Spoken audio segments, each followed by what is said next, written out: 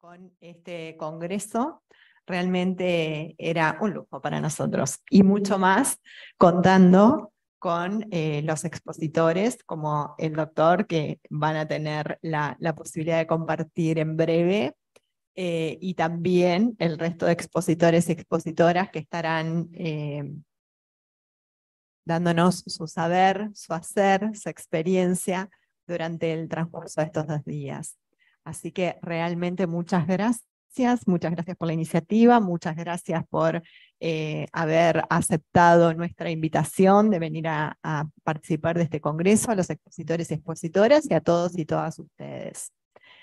Decirles que para nosotros realmente el ejercicio de la abogacía en el ámbito previsional es una preocupación y una ocupación. Hace mucho tiempo que venimos trabajando, tal vez no todos me conocen, yo llevo 20 años en la institución y bueno, a raíz de las cuestiones que tuvimos en este comienzo de año con la circular 2223, recordamos, buscamos y activamos el amparo que habíamos iniciado en su momento, justamente por el impedimento del ejercicio profesional, que parece que fuera por otras razones, pero siempre va mutando y siempre se va, digamos, menoscabando nuestro ejercicio. Y al menoscabar nuestro ejercicio, claramente se menoscaban derechos de las personas jubiladas y jubilables. Ese término siempre digo, lo aprendí de Emilia. Así que estamos en ese camino, hemos realizado numerosas acciones, me he reunido con muchas y muchos de ustedes y también parte del Consejo Directivo, y para nosotros sigue siendo una preocupación, hablo en este caso puntual del ejercicio profesional en el ámbito previsional, como en todos los ámbitos, ¿no? Y a raíz de eso también es que hemos generado estas encuestas. En realidad el otro día veníamos con Lili García, del encuentro que habíamos tenido en los días de los órganos de la colegiación en Mercedes, donde Lili había ido en representación nuestra a la comisión del colegio de provincia, y se habían tratado diferentes cuestiones, y Lili dice, necesitaríamos tener al día de hoy algunas cuestiones más claras en relación a nuestro ejercicio. Entonces ahí empezamos a hablar entre todas y todos, y dijimos, bueno, y la oportunidad puede ser el Congreso, así que les pedimos que las hagan, son anónimas, quedan allí en el buzón, y eso a nosotros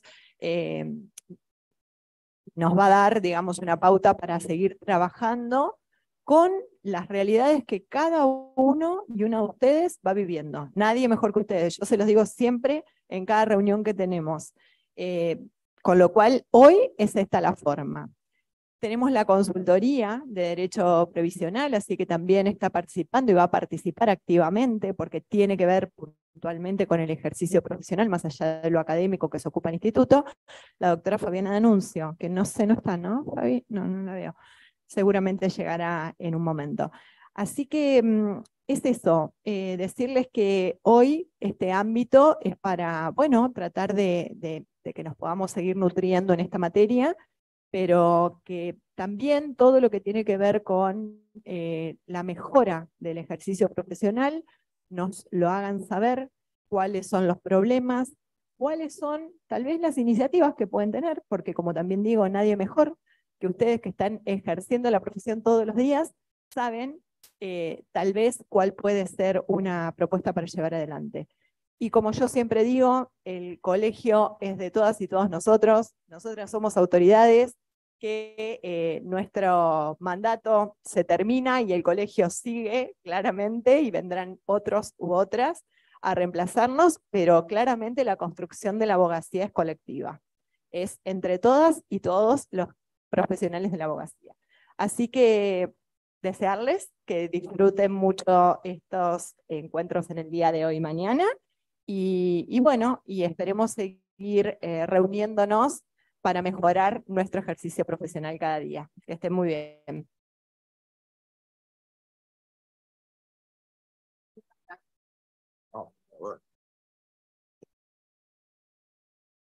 Hola, buenos días. Bueno, esta vocecita que se escucha por acá abajo, soy María Emilia Carroza, la directora del instituto. Necesitaría un par de almohadones o estar parada porque creo que ni se me ve desde acá. Me voy a parar porque realmente no se me ve. Ay, ay, sí, me voy a cambiar porque, bueno, mi tamaño no es muy digno. Ahí está. Mirá. Espectacular. Gracias, Rosario. Perfecto. Ahí está, ¿se escucha bien? Bueno, vamos a arrancar con este congreso de previsión social con profundización en la materia, en el estudio de la materia del Instituto de Derecho Previsional de Provincia de Buenos Aires. Tenemos el lujo de contar con la presencia del doctor Walter Arrighi. Va a hablarnos de reciprocidad jubilatoria y el principio de prestación única. Walter es abogado especializado en seguridad social, egresado de la Pontificia Universidad Católica Argentina, magíster universitario en dirección y gestión de los sistemas de seguridad social, otorgado por la Universidad de Alcalá y la OISS, coautor, negociador y suscriptor de convenios internacionales bilaterales de seguridad social, conferencista. ¿Ahí se escucha bien? Bien. Conferencista en diversos foros nacionales e internacionales de seguridad social desde el año 1978 hasta la actualidad. Ha participado en la elaboración de estudios y evaluación de proyecciones actuariales en varios sistemas. Participó en estudio y definición de escenarios alternativos para la creación de regímenes complementarios para empresas, gremios y entidades nacionales y extranjeras. Ejerce la docencia en cursos y posgrados de la Universidad Nacional de Rosario, Universidad Nacional de Córdoba, Universidad Siglo XXI, Universidad de Buenos Aires y en la Asociación de Abogados de Buenos Aires. Bueno, el currículum es largo, pero es bastante explícito en torno a su conocimiento y expertise. Bueno, le damos la bienvenida y vamos a disfrutar de su exposición. Gracias. Buen día. Empezamos con esto. Se me invitó a hablar de este tema, reciprocidad o coordinación. Diría que son sinónimos, pero todo el mundo habla de reciprocidad. Claro, realmente nuestra previsión social en el país está totalmente fragmentada. Si pensamos que existe un ANSES, que existen 13 cajas provinciales, 22 cajas municipales, 2 cajas de bancos, 80, hoy son 80 las cajas de profesionales en el país, y que indudablemente podemos transitar de una ciudad a otra, de una jurisdicción a otra. Si queremos obtener el beneficio después de este pupurrí de aportes hechos en distintos regímenes, pues si estos regímenes no se ponen de acuerdo, realmente no tendríamos posibilidad de jubilarnos. Y entonces aparece, pero no ahora, hace muchísimos años, porque si uno piensa que en 1904 se creó la primera caja y hasta 1956 se fueron creando 13, primero fue Caja de Estado, después fue ferroviario, después fue bancario, después periodistas y gráficos, después navegación, industria, comercio, etcétera, hasta el 55 que aparece autónomos.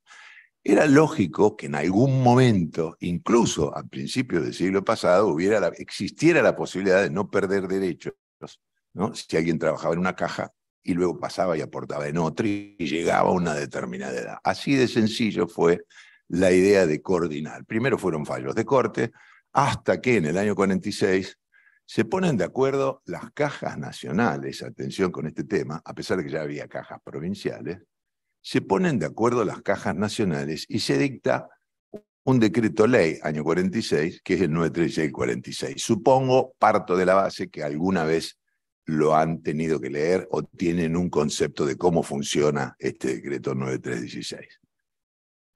La idea era sencilla, se daba la posibilidad de que el resto de las cajas provinciales, año 46 para ser exacto, las cajas provinciales eran 19, que el resto de las cajas provinciales, incluso municipales que ya existían, la de Santa Fe es anterior al régimen nacional, pudieran adherir a este sistema de manera tal de no perder derechos. La cuestión básica era eso, la no pérdida del derecho por aportar en diferentes lugares. Bien, ¿qué fue lo que ocurrió a través del tiempo? Fue cambiando la posibilidad de jubilarse en una o en otra caja. Desde ya, si el sistema de financiación que existía en aquella época era de capitalización colectiva, era lógico que si la persona podía optar por jubilarse en una caja u otra, como dice este decreto, solo con tener 5 años de aporte, era lógico que lo aportado a la otra se transfiriera a esta que resulta ser la caja otorgante. Era lo razonable. Con el transcurso del tiempo apareció la cuestión de que es mejor que jubile la última. Y entonces, por decreto, se cambia este criterio de opción del afiliado y es jubiladora la última caja. Siempre y cuando la condición era que hubiera aportado 3 años. Estamos hablando de la década del 50, incipiente inflación. Pero se transferían los aportes y esto de alguna manera, como el sistema era de capitalización colectiva, permitía la financiación de esa prestación. Claro, pero empieza la inflación. Y llegamos a la década del 60 y estos aportes transferidos cada vez tenían menor valor. Al punto de que, como muchas veces decimos, porque lo hemos vivido, habrán visto que uno ya pasó los 40 años, bueno, los 50, bueno, los 50 más 20, y entonces ocurrió de que hemos visto que venía un cheque de la caja de Estado a otra caja donde el valor de la estampilla era superior al valor del cheque. Resultaba absurdo la transferencia de aportes. Y es así que una magnífica ley del año 69, en su artículo 82 dice, pero ¿para qué transferir aportes? Si además el régimen ya no era de capitalización colectiva, ya no era que se acumulaban fondos colectivamente. El sistema cambió, los fondos se usaron para otra cosa, no vamos a hablar de ese tema, y entonces el sistema pasó directamente a ser un sistema de reparto, recaudo y pago. ¿Qué sentido tiene transferir? No tiene sentido. El argumento de caja otorgante, la última fue porque está más cercana al individuo.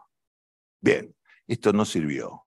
Las cajas provinciales decían, al final siempre terminan vinculados a una caja provincial o municipal y terminamos siendo otorgantes. Y así esa presión hace que en el año 69, con la 18037, de nuevo se le devuelva a la persona la posibilidad de jubilarse optando, ahora ya no con 5, sino con 10 años. Y esto continúa esta cuestión que los que ejerzan la profesión en esta materia saben lo interesante que es evitar jubilarse por alguna de las cajas nacionales y luego por el ANSES y lograr jubilarse por una caja provincial o municipal. No hay duda que pagan mejor. Que lo administren mejor es otro tema, pero que el beneficio, una vez que se logra desde ya, cuestión que no es tan sencilla, ya vamos a hablar de lo que nos ocurre con el IPS, el beneficio es de mayor monto, ¿sí? Y acá nos encontramos con que pasan los años y de nuevo las cajas provinciales a través de una entidad ejercen una presión y logran que en el año, con la sanción de la 24241, se modifique nuevamente el criterio y ya definitivamente se pierda la posibilidad de optar, ¿no? Y sea la caja en donde se aportaron la mayor cantidad de servicios con aporte, la jubiladora. Este es el gran concepto de caja otorgante. ¿Cuál? La jubiladora es aquella en donde se prestaron los servicios y se efectuaron los aportes. Mayor cantidad de servicios con aporte, dice el artículo 168. Los que conocen mejor el lenguaje y lo manejan con más precisión, dice, observen que aportes es un calificativo de los servicios, por eso es con S, servicios con aporte, o sea, con obligatoriedad de aportes. Si se hicieron o no se hicieron es otro tema. Servicios con obligatoriedad de aporte. De ahí que muchos años después una resolución de la Secretaría diga, a ver, si se utiliza la prescripción, la condonación o la prescripción, estos servicios deben computarse a los fines de la determinación de la caja otorgante. Y ahí nos encontramos con distintas posturas. Eso lo dice la Secretaría. ¿Ah? Algunas provincias los utilizan y otras provincias no lo utilizan. Incluso acá tenemos fallos de corte, ¿ah?, que dicen, ¿tienen la Secretaría facultades para hacer este planteo? Y la Corte dice, no la tiene, con lo cual, si la ley nacional dice que se pueden prescribir, condonar o renunciar, no pueden ser computados a los fines del otorgamiento o de la definición, mejor dicho, de caja otorgante, caso Wacom, ¿sí?, de esta Corte, que lo deben conocer también seguramente. Bien, esa es la historia de cómo fue funcionando la cuestión de la reciprocidad. Pero ahora vamos a los conceptos. Este es uno de los conceptos que me parece más acertado, más preciso, ¿no? El autor de este texto, ya fallecido, Mario Paganini, me gusta citarlo porque creo que era de las personas que entendían, dicen que si la previsión social argentina es fragmentada, existiendo grupos que se organizan como caja, que de acuerdo a la idiosincrasia, fines y objetivos que en común persiguen, establecen sus beneficios y sus obligaciones. Existiendo estas diferencias, ¿eh?, la coordinación jubilatoria refiere a las normas que dicen y establecen la manera en que se vinculan los distintos regímenes previsionales cuando un sujeto no puede completar en uno los años de servicio por estar comprendido en varios de ellos. Una definición sencilla. Aporté a varias. Uno tiene que ser la otorgante. Bien. Un concepto.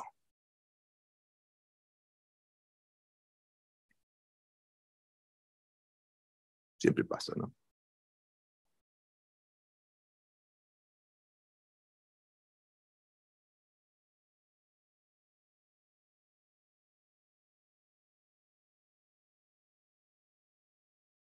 Ahí está. El sistema organiza, nos dice acá, también Paganini, en el sentido de superación de acciones individuales. ¿Qué significa? Significa que entonces hay en el origen la necesidad de un convenio, de un acuerdo, ¿no?, entre todos los regímenes.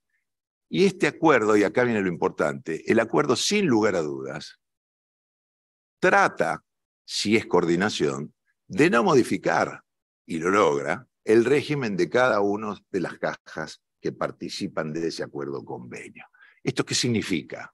Significa que la caja A, B o C no puede modificar el sistema de reciprocidad y que también el convenio al que todos adhieren no puede modificar la legislación de cada una de las cajas intervinientes. Este es el concepto genérico de coordinación. ¿Por qué? Porque si hiciéramos un escalón más, nos encontramos con algo que técnicamente se denomina convergencia. Y eso es cuando nos ponemos de acuerdo en determinadas cuestiones. El ejemplo que a mí me gusta dar es citar una relación entre el ANSES, por ejemplo, y la Caja de Tierra del Fuego. Hoy la Caja de Tierra del Fuego jubila a los varones con 55 años y a las mujeres con 54.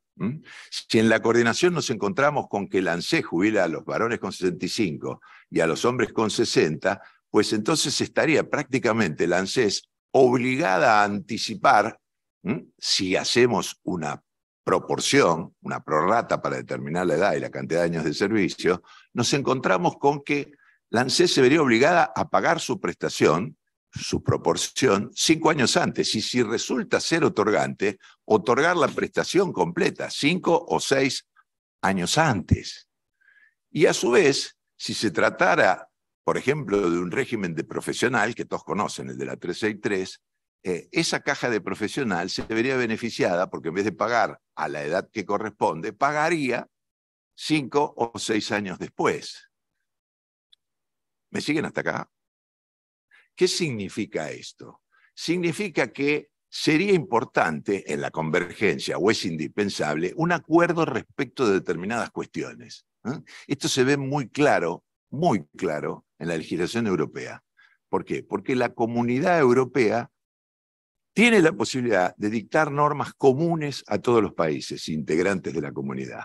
Y así ocurre, por ejemplo, que el 30% de la normativa previsional de Alemania es comunitaria, se dicta por el Parlamento Europeo, ¿no?, y define este tipo de cuestiones.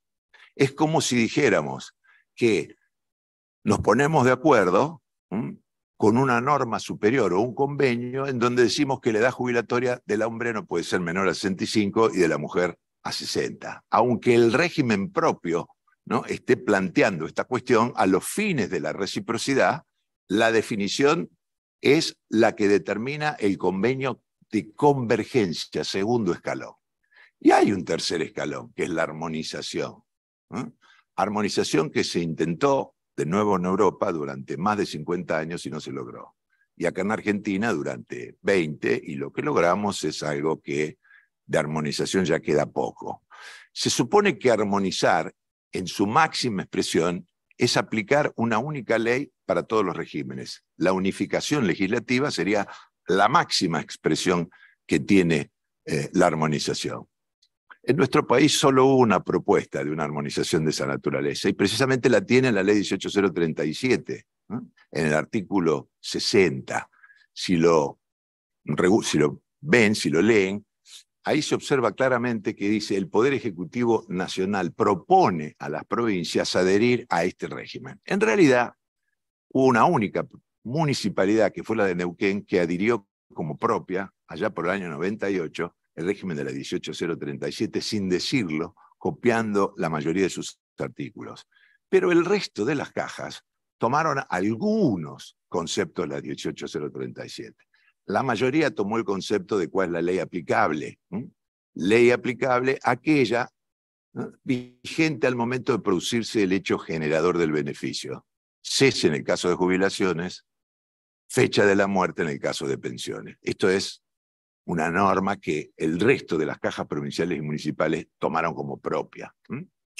Pero seguimos.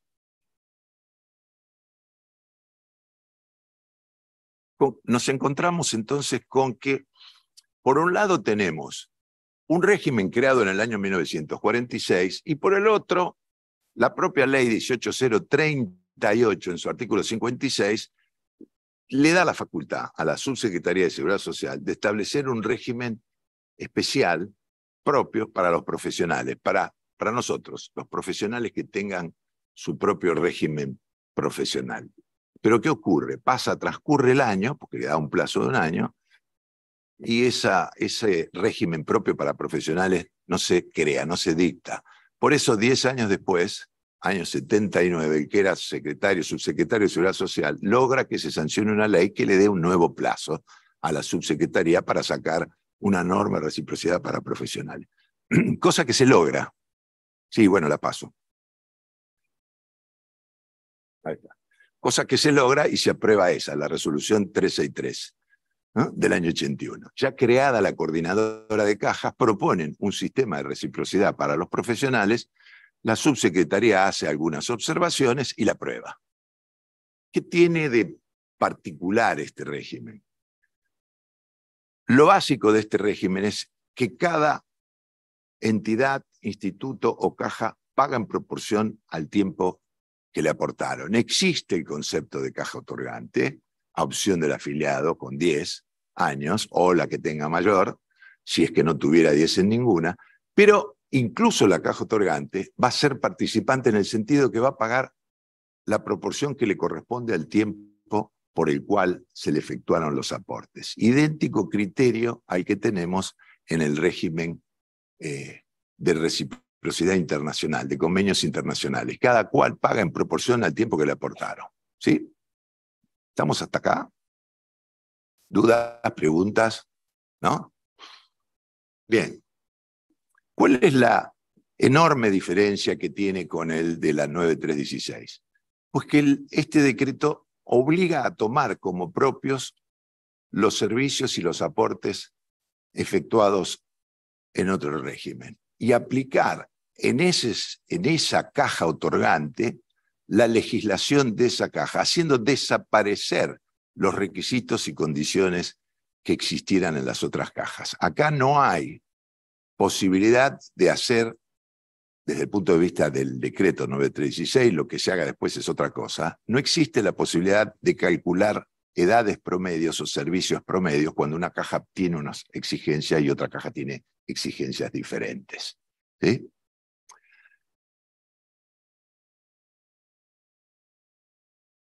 ¿Qué genera la aparición de la resolución 363. Generan las cajas de profesionales la sensación de que ahora administramos nosotros nuestro propio régimen y vamos a pagar en función de lo que el afiliado nos pagó. Pero hay una deformación en esto. ¿Cuál es? De que las cajas empiezan a aplicar el criterio de si ya obtuvo un beneficio en la nación o en la provincia, la prorrata no es necesario que yo le pague la prorrata porque ya tiene el beneficio otorgado. Y acá se plantean situaciones muy diversas, muy complejas. Por eso hay que tener en claro precisamente que un sistema de coordinación implica cuestiones que no modifican la legislación de la caja, pero que la legislación de la caja tampoco puede modificar el sistema de coordinación. Esto significa que si el sistema de coordinación tiene un artículo que establece que si no aplicamos el convenio, pero tenemos los requisitos en diferentes regímenes, existe la posibilidad de tener tantos beneficios como requisitos cumplidos tengamos en distintas cajas, ¿no? ¿Se cumple esto?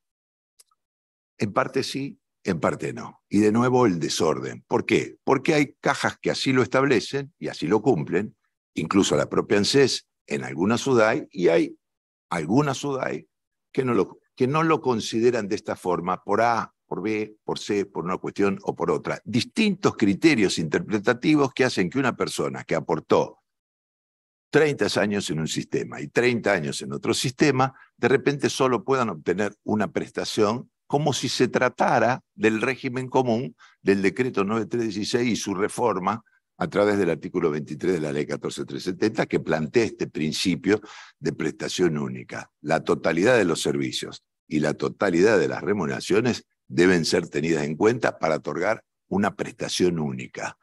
Claro, en una época en donde la ley jubilatoria para determinar el haber tenía un criterio de acumulación muy claro y solidario, si se quiere, en el sentido de que distinguía proporciones respecto del salario acumulado que tenía la persona. Por las primeras partes del salario pagaba un 100%, por las segundas partes en monto pagaba otra proporción, no pagaba el 100%, y así sucesivamente hasta pagar el 45% si se trataba.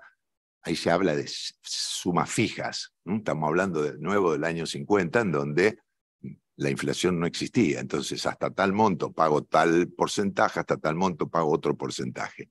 Este criterio subsiste hasta un decreto del año 59 que habilita la posibilidad de tener dos beneficios cuando uno de los regímenes no computa los servicios del otro. Poco tiempo después sale la ley 21.153 y luego la ley 23.604. Ambas leyes exceptúan, y estamos hablando del principio de prestación única, ambas leyes exceptúan el principio de prestación única, diciendo de que si los servicios prestados en una caja no son computados en otra, pero en esta se reúnen los requisitos para obtener un beneficio, esta caja está obligada a otorgar el segundo beneficio. Y acá aparece entonces la primera excepción, ley 21.153, al principio de prestación única. ¿Qué es lo que ocurría en la realidad? Cuando venía un reconocimiento de servicios, por ejemplo, de la ANSES a una caja provincial o municipal, preguntando a la ANSES, ¿ustedes van a reconocer y reajustar el beneficio? Por A, por B o por C, las cajas provinciales empezaron a decir, no lo vamos a reajustar, nuestra ley no nos permite reajustarlos. Y en consecuencia, devolvía el expediente y la ANSES otorgaba la segunda prestación. También se planteaban situaciones inversas, en donde, por ejemplo, alguien tenía un beneficio otorgado en el régimen nacional, ¿no? Y después de enorme cantidad de años de aporte en un régimen provincial o municipal, pedía se le pagara el segundo beneficio. ¿Cómo se solucionaba esto? Si se trataba de un profesional, resultaba fácil, porque era simplemente plantear de que lo que debía hacer ese profesional es jubilarse también por el régimen profesional respectivo, de manera tal que no se aplique el criterio de la 9316, sino que se aplique el criterio de la 363 del 81. Marcelo.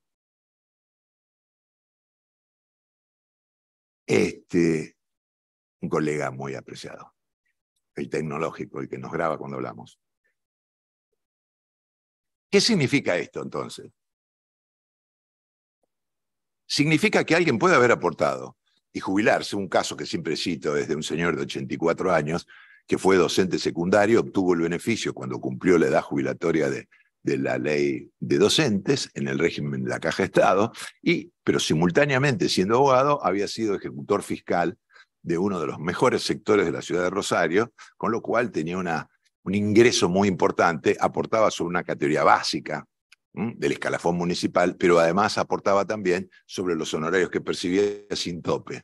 Con lo cual, imagínense lo que es una jubilación docente por 4 horas cátedra, a ver mínimo, frente a la posibilidad de una jubilación municipal equivalente al 82% del promedio de lo aportado en los últimos 10 años. Es como si dijéramos hoy, entre una jubilación de 80.000 pesos y una jubilación de 1.800.000. Claro, la primera sensación del empleado que inicia el trámite es preguntar, ¿usted tiene otro beneficio? Y la primera respuesta del afiliado que dice, sí, acá está, lo tengo, pero mire que acá aporté, en el caso del señor, 49 años. Pero usted ya tiene un beneficio, con lo cual no le podemos dar el segundo por el principio de prestación única. Y acá viene la cuestión. Tratándose de un abogado, la solución fue, señor, ¿puede usted dar de baja su matrícula? Una de las exigencias que también vamos a discutir después, interesante tema de baja la matrícula. ¿Puede usted dar de baja la matrícula y jubilarse en la caja de profesional? ¿Tiene los años? Sí, claro. Tengo 40 años de aporte. Desde que se creó la caja hasta hoy, estoy hablando del año 80, tengo derecho a la jubilación. Y entonces aquí se habilita, a través de la aplicación del artículo 11 de la resolución 363, la posibilidad del segundo beneficio. ¿Cuál es mi opinión personal sobre el tema del principio de prestación única del artículo 23 de la ley 14370? Hasta hace 5 años atrás, si ustedes entraban en Infolex, se veía que el único artículo vigente, según Infolex, era el 23 de la ley 14370. Si leen a Vidar Campo dice, es tan absurdo este artículo 23 que el artículo 24 dice exactamente lo contrario. Pero además, si uno piensa que el Estado decidió en algún determinado momento hacer un digesto de leyes vigentes, con un criterio muy particular. Estas son las leyes vigentes, estas son las expresamente derogadas, y estas son las que se derogan tácitamente. Si analizamos esta cuestión, ahí encontramos a la ley 14370 como unas de las derogadas tácitamente. Sin embargo, es yo diría, una modalidad insoslayable que todas las cajas tengan presente la cuestión de si usted tiene otro beneficio, no me pida a mí que le pague otro. Y acá viene la cuestión. Si pagué, como un caso que estoy viendo ahora, si pagué 30 años en el IPS y me jubilé como docente, con 25, pero tenía 30, con lo cual mejoré mi porcentaje de acuerdo a la 9650, no me jubilé con el 70, me jubilo con el 82. Estamos los que hacen IPS, ¿verdad? Muy bien. Si me jubilé así cuando tenía 50 años, pero seguí trabajando hasta los 82, o sea, 32 años más, y aporto, porque así tuve que hacerlo, a la caja de autónomos durante 45 años. Y tengo, entonces, aportes al IPS durante 30, aportes por 45 años en la caja de autónomos. Ya tengo 75 años aportados, más 39 años más aportados a un régimen complementario. Resulta ser de que si me jubilé por el IPS, la ANSES me dice, usted ya tiene un beneficio en el IPS, no me puede pedir a mí, a pesar de que aporté 45 años, que lo jubile. Va a ser una mínima, obvio, porque es autónomo, la categoría más baja, pero ANSES no otorga ese beneficio. Acepta transformarlo en reconocimiento de servicio para llevarlo al IPS y reajustar la prestación del IPS. Pero claro, no son simultáneos, son posteriores. Y acá de nuevo la cita de Vidar Campos. Vidar Campos era un abogado de una caja la municipal de la Ciudad de Buenos Aires, ¿no? Con un criterio que coincido, es como que lo leo y me siento totalmente identificado, porque yo también trabajé en una caja municipal. ¿Qué dice él? Si usted no me denunció en el momento los servicios que tenía prestado, no me venga después con un reajuste. Y si me viene con un reajuste, realmente lo que me genera es un perjuicio, porque no pudo esa caja prever que ese reconocimiento de servicio le generara un incremento en la prestación que no tuviera el financiamiento respectivo. Después de 10 años de estar en el ministerio, mi conclusión fue: lo más importante es respetar un principio que planteó la Comisión de, no me acuerdo cómo se llamaba en esa etapa, Comisión Nacional de Previsión Social, que agrupaba a los presidentes de las 3 cajas nacionales, que decía lo siguiente: las leyes previsionales responden a pautas técnicas financieras que son anteriores a su dictado.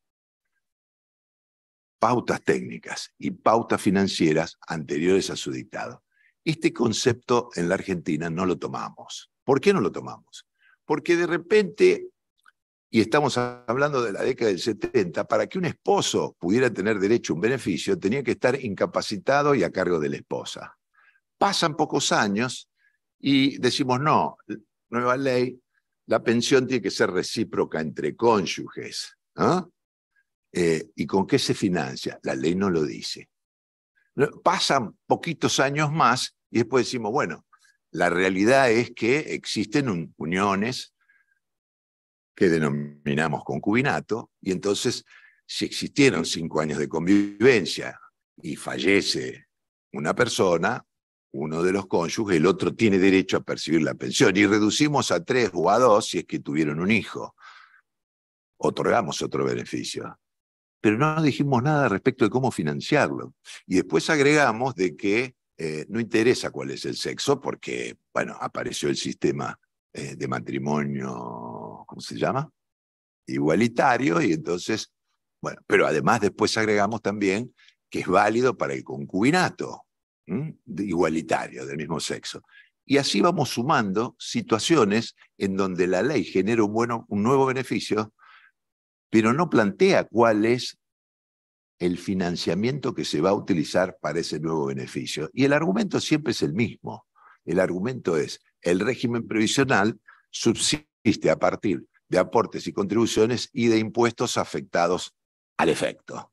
Los impuestos afectados al efecto, ¿no?, más la famosa coparticipación acordada en el pacto allá del año 91, donde las provincias ceden el 15% de la coparticipación federal para el financiamiento del régimen nacional, producto de la aparición de las AFJP, esta situación se mantuvo durante un tiempo, pero hubo un momento cuando desaparecen las AFJP que tanto Santa Fe como Córdoba como Entre Ríos le plantean a la nación: ¿por qué me sigue descontando?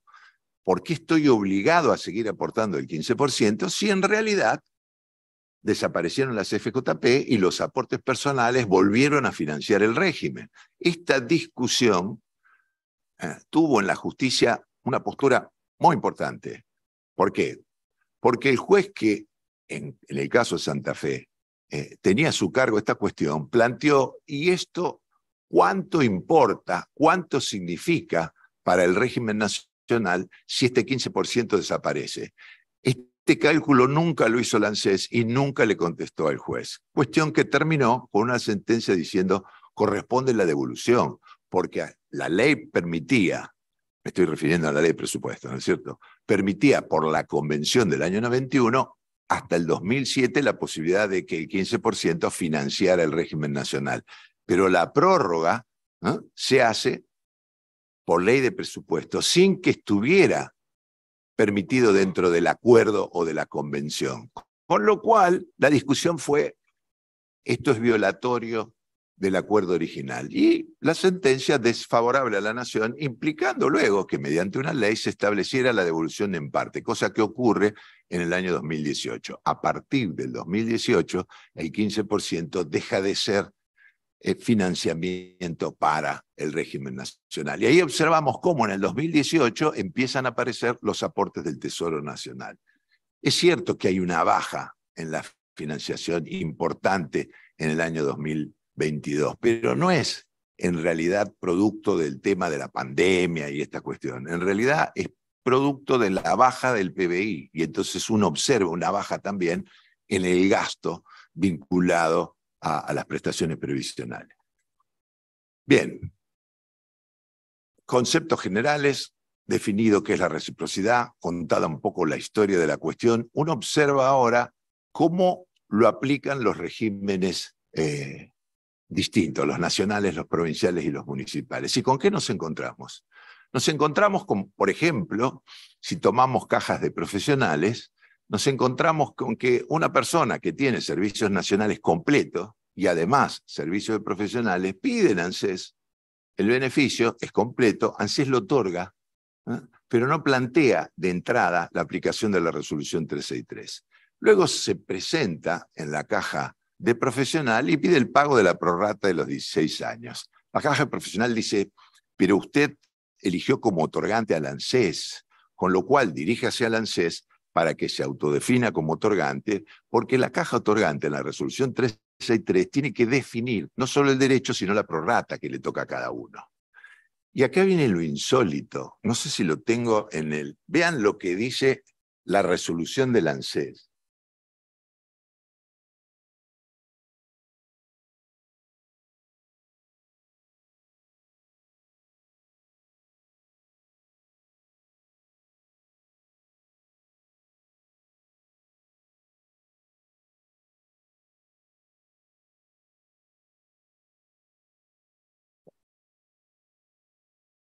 Vean lo que dice la resolución del ANSES.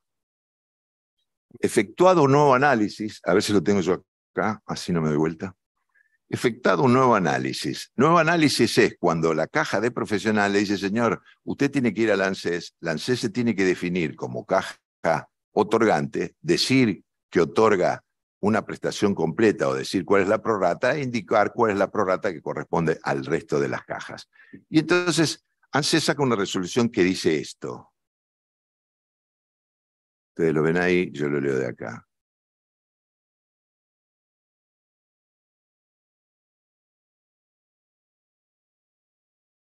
Efectuado un nuevo análisis de las presentes actuaciones, según cómputo de foja 54 del expediente correspondiente a tal persona, corresponde a esta ANSES informar que, habiendo el titular alcanzado la totalidad de los extremos requeridos por la Ley 24.241, procedió a abonar en su rol de caja otorgante el 100% del haber de la prestación.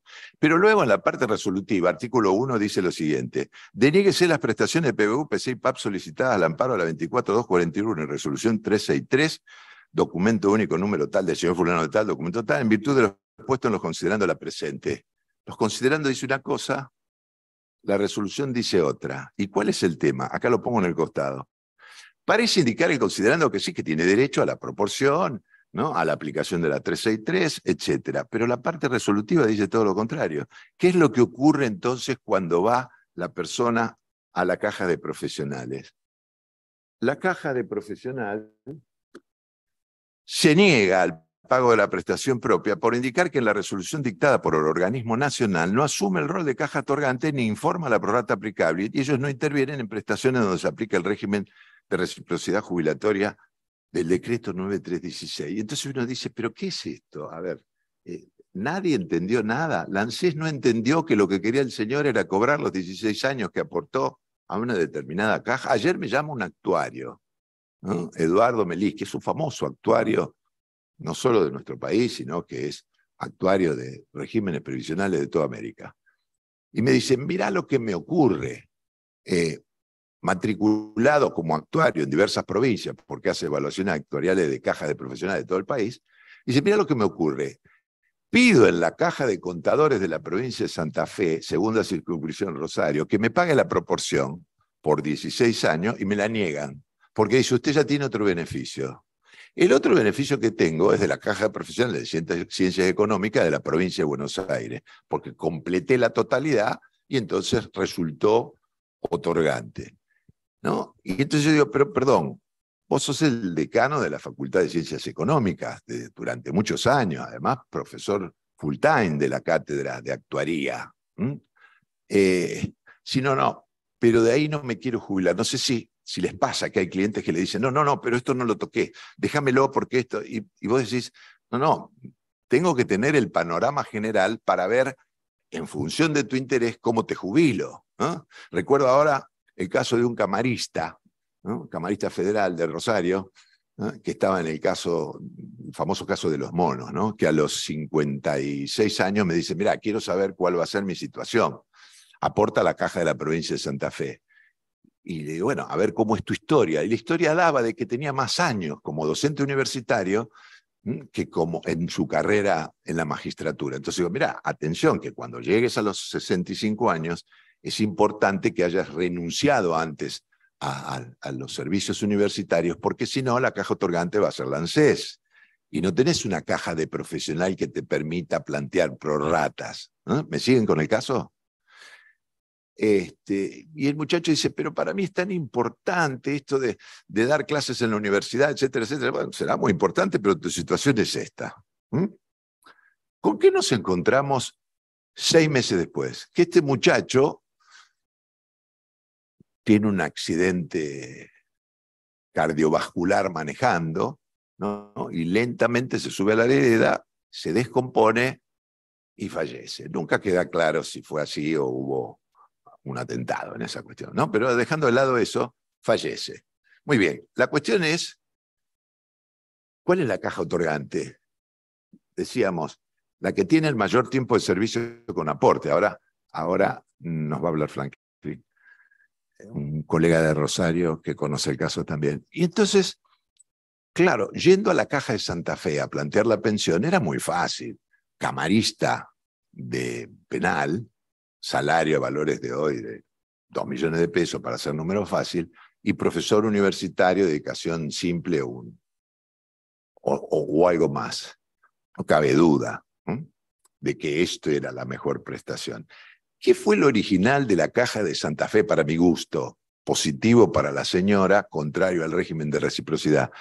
Que la caja de Santa Fe dice, le voy a otorgar el beneficio de pensión a la señora, a pesar de que tiene más años como docente universitario, con una sola condición, que renuncie a reconocer los servicios como docente universitario. Digo, interesante para la señora, me parece fantástico, pero respecto del régimen de reciprocidad, Franklin, ¿querías decir algo? ¿No hay micrófono para los participantes? ¿Tendremos? Vale.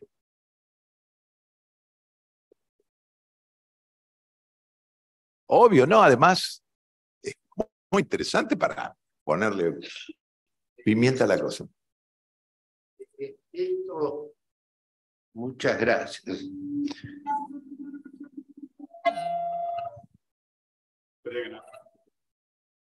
¿Por qué no te venís? Veniste y sentate acá. Es un señor mayor, va a tardar un poquito, pero llega. Hola. Y se puede quedar desde ya. Hemos discutido reciprocidad durante años. Aclaremos, yo lo presento mientras llega en un ratito. El doctor Quagliato es docente universitario, es abogado, ha sido gestor de la Universidad Nacional de Rosario durante más de 40 años y en consecuencia ha jubilado docentes universitarios y es el coautor de la resolución 33, que para los que hacen jubilaciones sabrán que es la que reglamenta la ley 26.508. Y además es coautor de otras resoluciones de la Secretaría, siempre en favor de los docentes universitarios. Bueno, eviten la presentación después que ya la hizo Walter. El tema que señalabas, ¿qué hago? ¿Dejo de trabajar en la universidad para que los servicios provinciales superen a los nacionales, etcétera? Eso fue un poco lo que aconsejábamos a la gente. Se dan cuenta en el ejemplo que pone Walter, que si esta persona reúne mayor cantidad de años de servicios nacionales, más la parte provincial, es alcanzada por el tope máximo, vamos a decir hoy, 600.000 pesos o 700.000 nacionales. Pero el hecho de poder renunciar a la parte universitaria, vamos a poner un ejemplo de un camarista, el régimen provincial de Santa Fe, cuyo tope es el sueldo del presidente de la Corte de la provincia, significa que el tope máximo prácticamente no se alcanza nunca. Y esa jubilación hoy puede estar en el orden de los 2 millones, 2,5 millones, ¿verdad? Entonces la diferencia es abismal. No puedo acceder a una jubilación de 2 millones y tengo que ir al régimen nacional para cobrar una de 82% del sueldo docente. o si, claro, si me conviniera más o si no hago PBU, PCPAP, sumando los dos cargos. Y vamos a suponer llego al tope máximo. Entonces ahí, y creo que Buenos Aires tiene el mismo criterio, el IPS, creo, por favor me lo confirman, el hecho de la renunciabilidad a la reciprocidad. La reciprocidad se entiende que es optativa. Juega si yo pido que, o la invoco, pido que se aplique la renunciabilidad. ¿Y por qué fue esto en Santa Fe? Porque es incluso en el Instituto de Previsión Social de Rosario. Porque hay un dictamen de Fiscalía de Estado que dijo la reciprocidad es optativa. Entonces, por lo que veo, en lo que nosotros nos toca vivir Rosario, provincia de Santa Fe, tiene el mismo alcance en el IPS. ¿Es correcto lo que conozco de que también Buenos Aires considera, ¿cómo, doctor?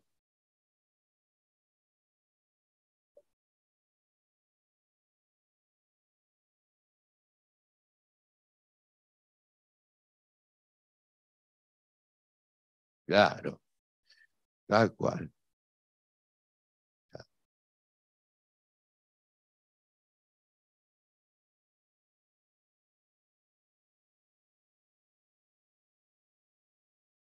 Correcto. Esto entonces, volviendo al inicio, cuando nos vienen a sí.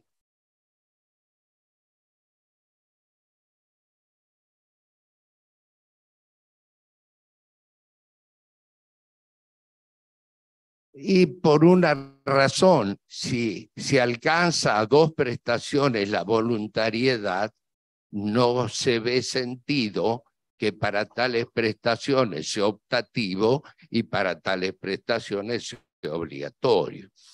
Esto, perdón, doctor, termino la idea.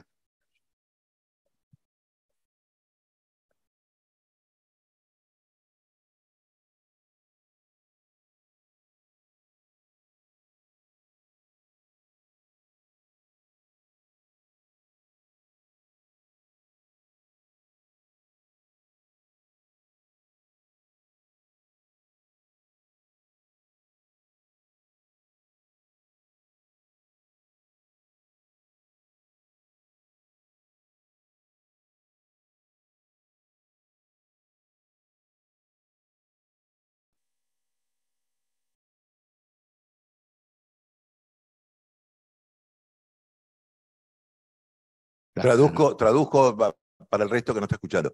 El doctor Insúa está relatando un caso que se llama Lanzoni, donde se genera la posibilidad de renunciar a los servicios nacionales y poder jubilarse por la caja provincial. Estamos hablando de un caso de invalidez. La invalidez es un tema aparte en la reciprocidad, ¿no? Es un tema que da para hablar bastante, pero dejémoslo terminar el caso que estaba planteando Quagliato, ¿no? No, lo que decía es que ese consejo dejar la docencia universitaria, pues ya no tiene sentido. No es si tengo hasta acá X cantidad de años, sigo trabajando en la docencia 5 años más, bueno, entre 5 años cuando me vaya a jubilar. Renuncio a que me directamente. Claro. ¿Se entendió? ¿Se entendió? Ya no es necesario decir, no, mire, renuncia antes porque si no la caja otorgante lo va a perjudicar. No, no, no. Bueno, eso es otra cuestión. Si lo necesita para la edad, se complica porque entonces de nuevo aparece el principio de mayor tiempo de servicio con aportes, ¿no?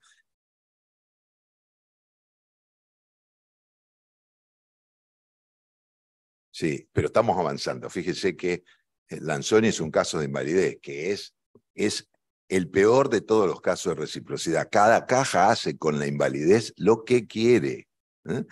Caja de Santa Cruz, por ejemplo, siguiendo con los absurdos. No sé si saben que la Caja de Santa Cruz, si usted no tiene 15 años de aporte, no lo jubila por invalidez.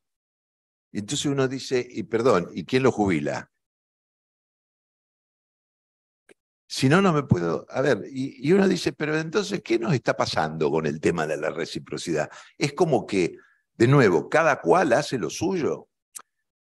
Por esto, y por haber discutido con este señor durante años, pues yo era gerente de una caja y él era gestor de la universidad, y entonces discutíamos cada caso hasta el cansancio, hasta ver si existía una solución, llegamos a una conclusión.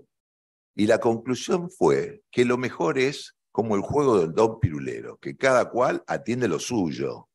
Entonces, que cada caja pague en proporción al tiempo que le corresponde. Imagínense la felicidad que nos dio acceder a un cargo público, como hicimos con la doctora y en parte con él, aunque no quiso formar parte de la estructura, y tener la posibilidad de decir, ¿por qué no lo hacemos? Y entonces propusimos una ley. ¿No? ¿Te acordás? Una ley en donde no solo los profesionales tengan la posibilidad de tener prorratas por cada uno de los lugares en los que aportó, y además, si reunieron requisitos en dos cajas, tener 2 beneficios. Y esto se tradujo, digamos, en una propuesta que costó muchísimo tiempo hacer entender a los abogados del Estado, ¿no? Porque primero, si es un proyecto del Ejecutivo, sale de una secretaría hacia un ministerio, hay un abogado del ministerio que tiene que entenderlo, y luego va a una oficina del Poder Ejecutivo, que es la Secretaría de Legal y Técnica. Nuevamente hay que explicar en Legal y Técnica el por qué se está haciendo este planteo. Y en definitiva llega al Congreso, donde en ambas cámaras las comisiones de Previsión y Seguridad Social analizarán esta propuesta de decir que pague lo suyo, que el sistema de reciprocidad de los profesionales y el de los convenios internacionales a prorrata se aplique también para el resto de los trabajadores. Bueno, salió. Es una ley que está vigente, 25629. La 25629 que yo llamo la ley Arrighi, por el esfuerzo que hiciste para que esto saliera. Claro, Mirá, claro. estaba recordándolo cuando hacías la reciprocidad, los pedidos de beneficio con las cajas profesionales. Incluso a un fallo en el cual se dice, una persona había pedido por 24.016, régimen especial docente no universitario nacional, y luego tenía 25 años y dijo, bueno, como no acredité cuando pedí mi jubilación docente porque no lo necesitaba, 7 años que tenía trabajados históricos en el régimen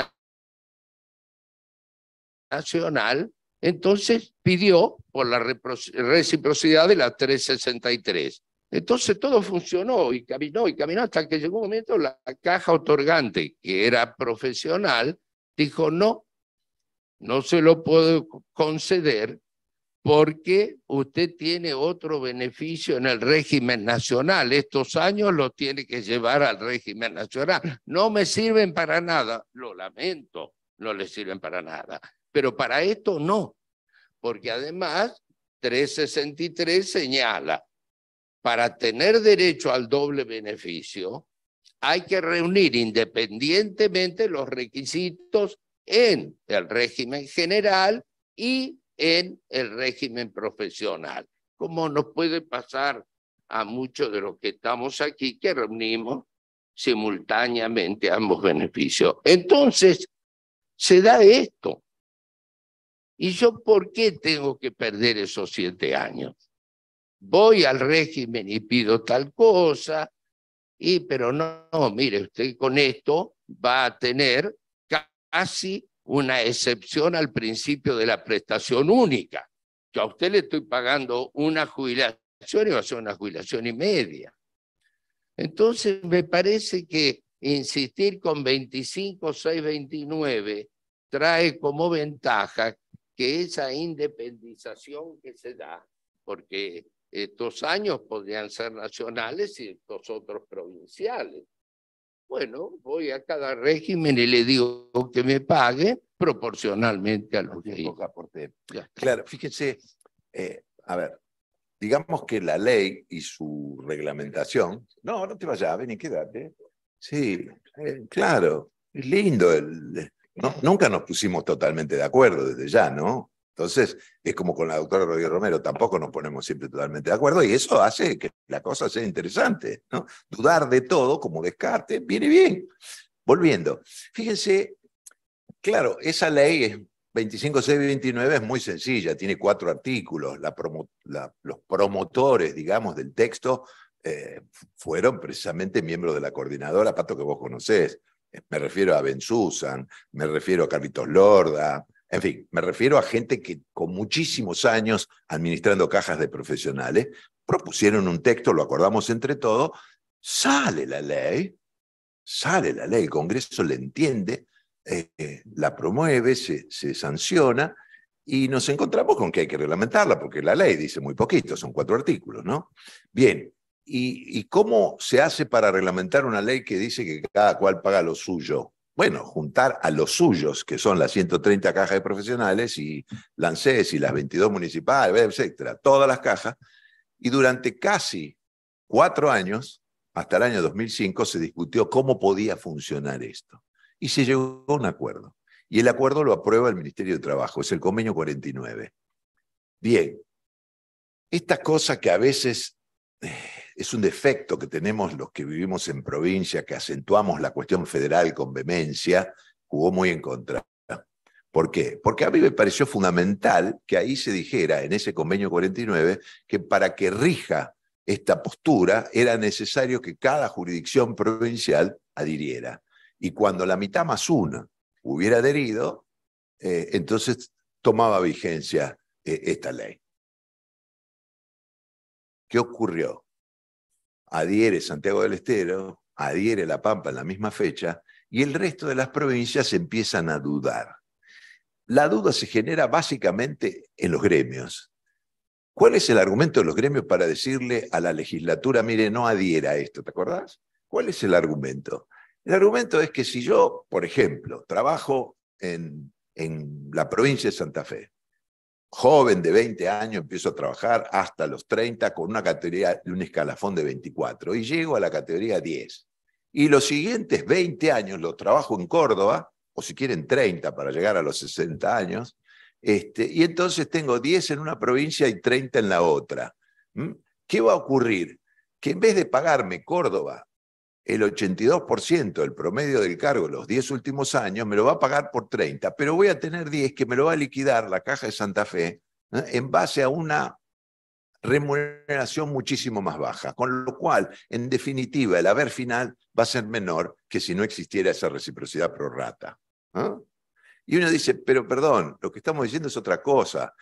Estamos diciendo que una caja paga, en este caso que estoy planteando, una caja le paga prácticamente la totalidad y además va a tener la posibilidad de que la otra le pague por los 10 años. En este ejemplo que planteó, estoy citando textualmente a uno de los gremios más grandes de Santa Fe, ¿no? Distinto es si el caso fuera de que la persona justo llega con los 30 años y tiene 15 en una categoría baja y 15 en una categoría alta. Imagínense lo que sería acá con la 9660 que permite la opción de los 5 mejores años. ¿Cuál sería el perjuicio en provincia de Buenos Aires si adhieren a esta ley 25629 del convenio 49? ¿Cuál sería el perjuicio? Para la caja, desde ya que ninguno. Y para la persona, ¿cuál podría llegar a ser el perjuicio? ¿Se entiende esto? ¿Me siguen con esto? ¿No les surgen dudas? ¿No? ¿Están todos de acuerdo en que debería la provincia de Buenos Aires, a través de su parlamento, adherir al convenio 49?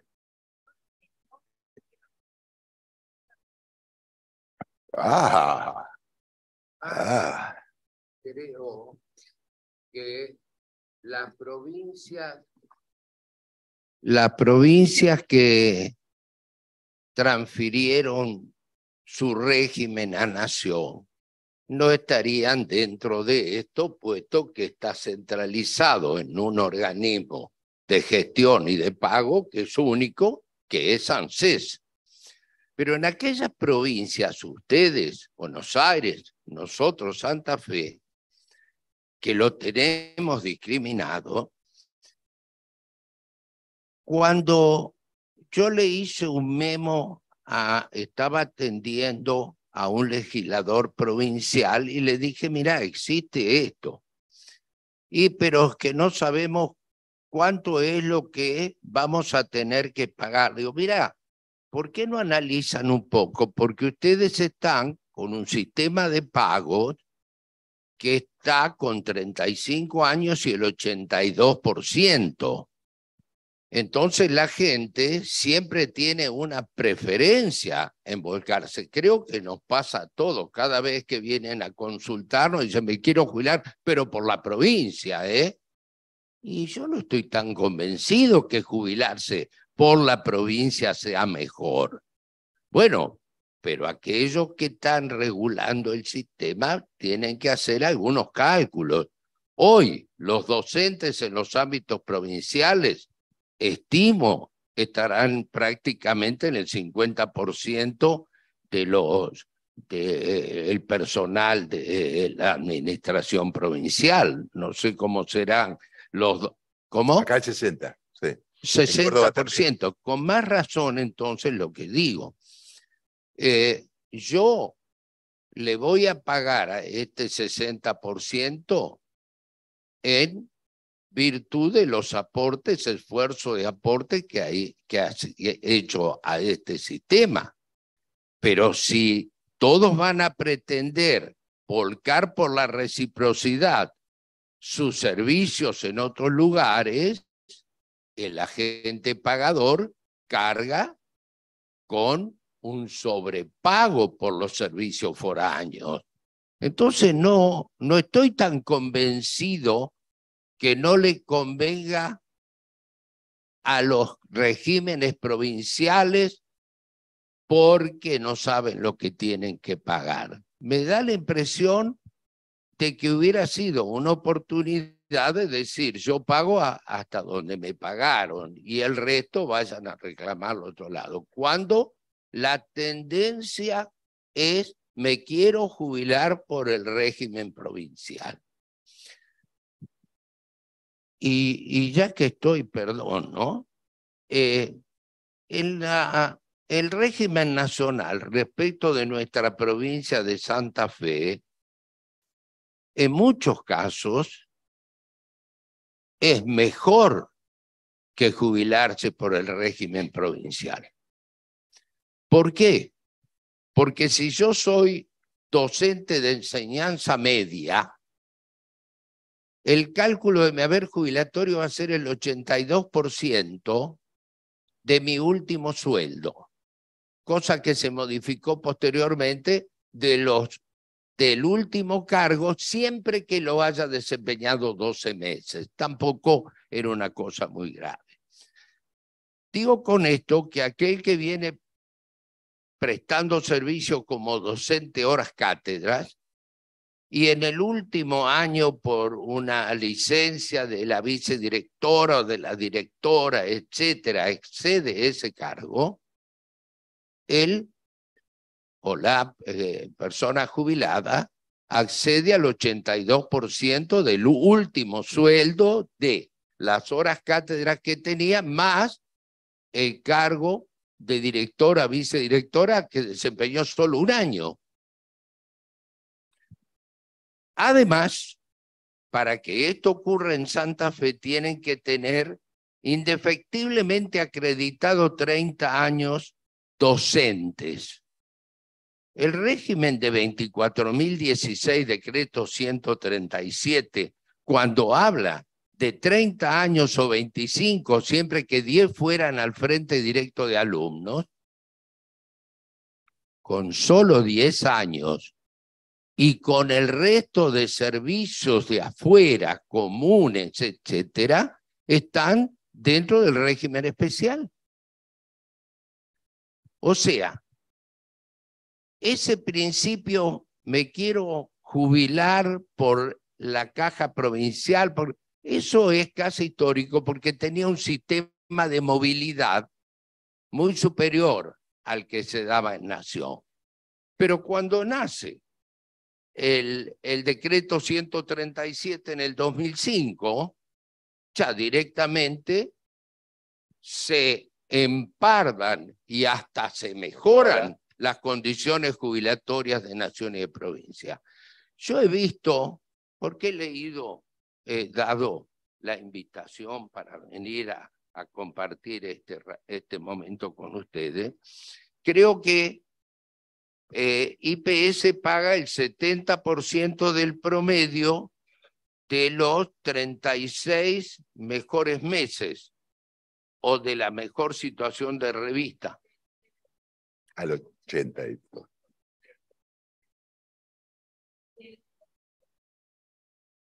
Desempeñado durante 6 meses. ¿Por qué decís del 70 al 85 como para aprender? Pues entonces, sí.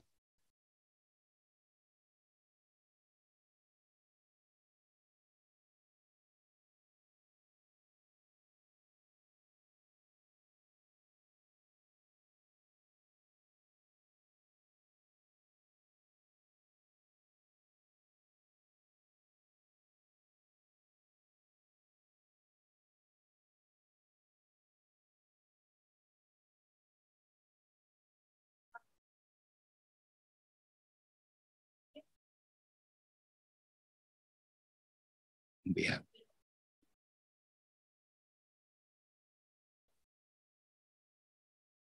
Porque vas directo, pero fíjate a qué llegamos, que con solo 10 años de servicios docentes al frente de alumnos, el resto lo que tenés prestado antes, o lo que en su momento se hacía, que aquel que necesitaba exteriorizaba servicios autónomos acogidos a un régimen de moratoria, ¿verdad? Digo, exteriorizar los servicios docentes para no utilizar una palabra que no deberíamos usar en previsión, que es la compra de años de servicio, ¿no es cierto? Bueno, en ese caso la persona se va con el 82% del último sueldo. Y en su momento el último sueldo era el último mes.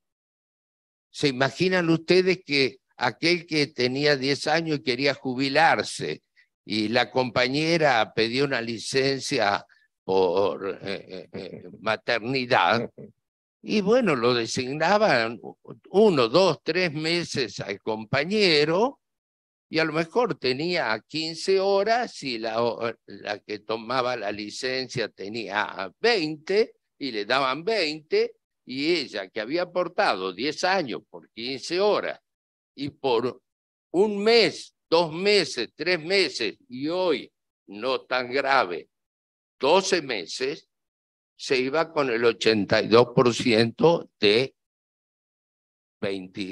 25 horas, o 35, no sé cómo puse el ejemplo. O sea, es evidente que la ventaja comparativa de un régimen y otro es manifiesta. Sin duda. Bueno, volvemos a reciprocidad.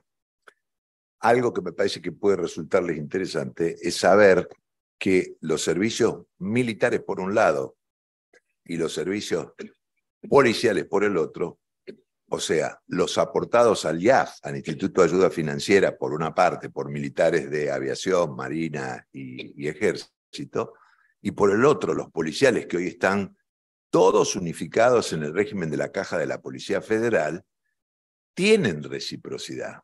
¿Por qué lo digo? Por un caso de hace 4 años de la Caja, en la que un señor que trabajó en la Armada durante 10 como enfermero,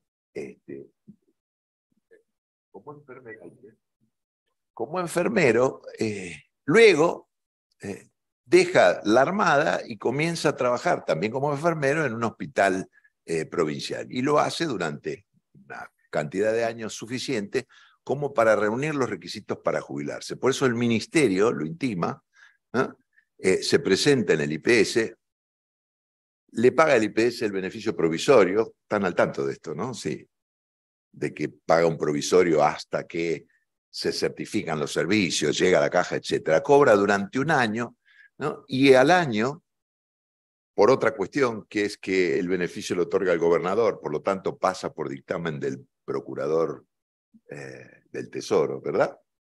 El fiscal de Estado, perdón.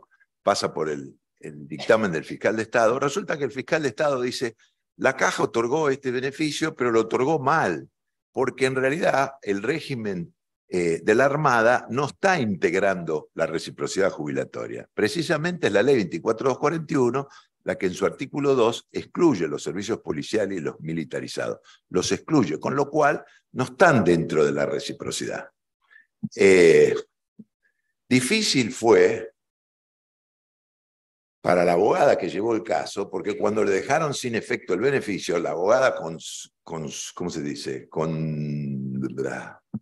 es la palabra que se dice? Con el acuerdo de su pobre cliente, ¿qué termina haciendo? Pagándole ella la prestación, porque peleaba la situación diciendo, ¿cómo que no? Pero sí, ha habido casos acá en donde el IPS ha reconocido los servicios, porque en realidad los servicios militares son reconocidos por la Caja de Estado en una época y luego por la ANSES. Y acá está el reconocimiento de servicios. No es que no hubo un reconocimiento. La ANSES reconoció los servicios como propios, ¿no? Ese caso que se llama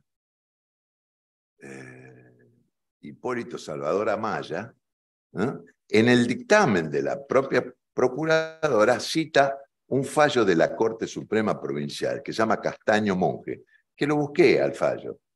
Y en el fallo no solo dice lo mismo, dice que los servicios militares no están incluidos en la 24241 y en consecuencia están fuera de la reciprocidad, sino que además agrega, y por otra parte, no le causa un perjuicio al IPS porque no hay transferencia de aportes a su favor. Cuando la transferencia de aportes, sabemos todos que fue derogada por el artículo 82 de la ley 18037 allá por el año 69. O sea, llama la atención el desconocimiento que existe, no en el instituto que otorgó el beneficio, sino en la fiscal de Estado, en los fiscales de Estado, que deniegan, mediante su dictamen, el otorgamiento de una prestación. Tardó 4 años, pasaron 4 años, porque además a este señor Amaya se le formuló el cargo por el año de la prestación provisoria.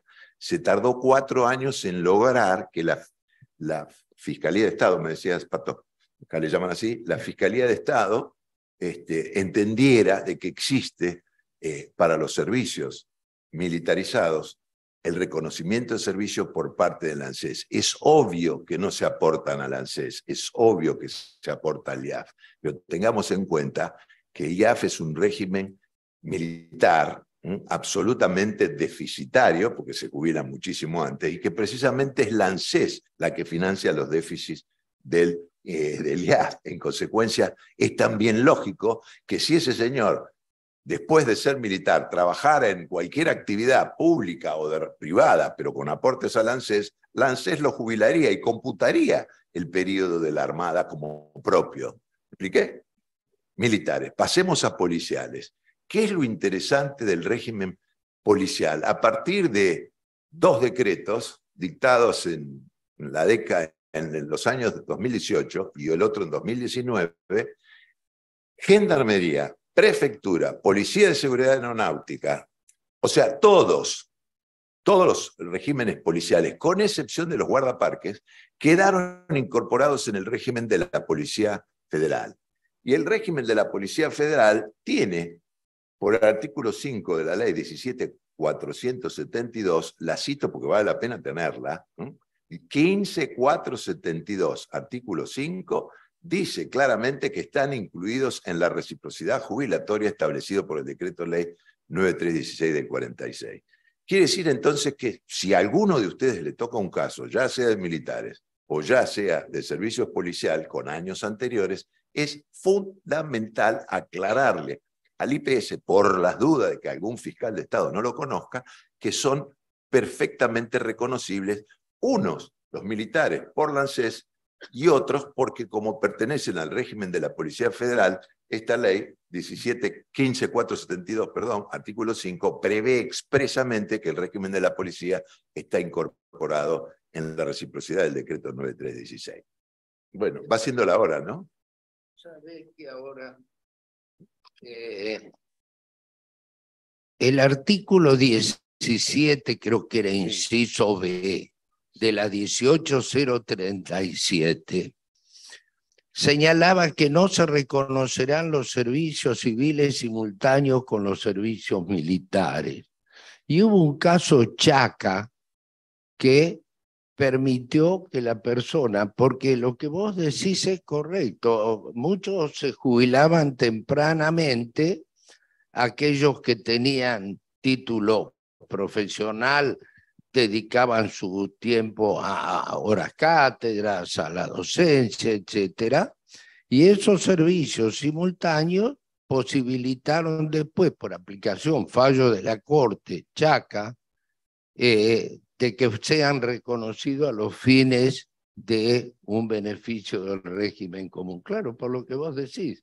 Claro, el único requisito es de que no sean utilizados para haber obtenido una prestación en el régimen. No, obviamente, sí, ¿no es cierto? Sí. Si no generaron una prestación de retiro, entonces sí son reconocibles y computables en otro régimen. Me parece interesante marcarlo porque, bueno, hay casos y probablemente hay más acá en el instituto. Y me resultó, digamos, así, muy llamativo que en el año 2020 la Corte sacara un fallo ratificando esta postura del fiscal de Estado. Me pareció realmente un absurdo, ¿no? Que la Corte de la provincia no conociera esta situación de que son reconocibles. Preguntas y finalizamos, ¿sí? ¿Alguna pregunta en particular sobre algún caso en particular? Me queda solamente hablar de algunos artículos de la ley 9650 que refieren a reciprocidad, que lo vamos a hacer si no hay preguntas, pero hay una ahí, ¿no?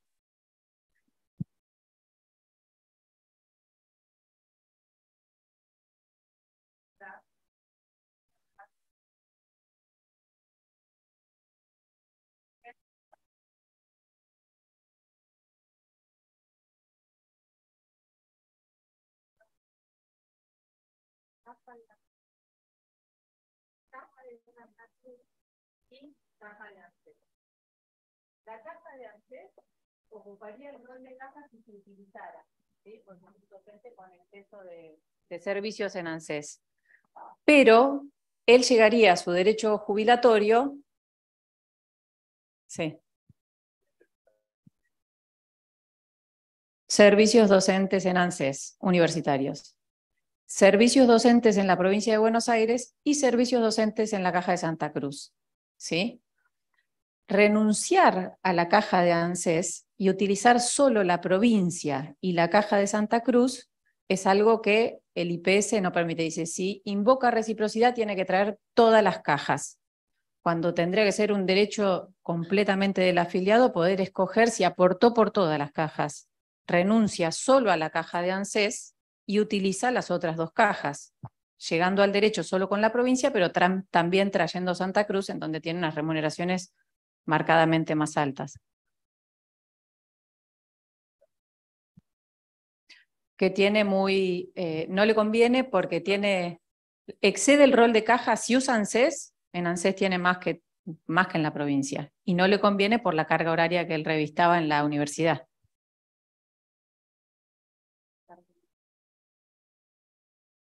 ¿Se entiende?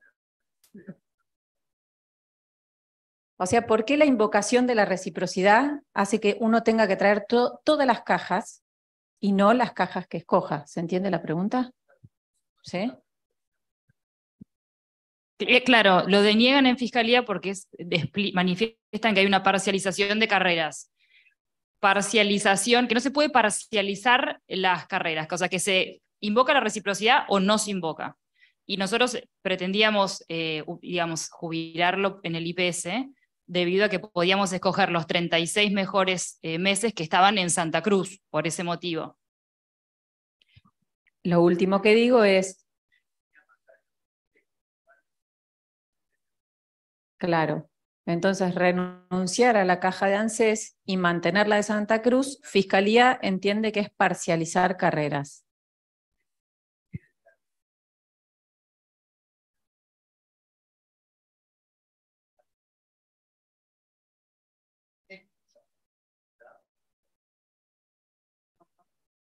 ¿Sí? Se puede renunciar a la residencia, sí se puede, para obtener una prestación, pero resulta que esa prestación requiere de la reciprocidad, por lo cual no puedo renunciarlo. Te digo que me gusta esta frase de Fiscalía, pero no.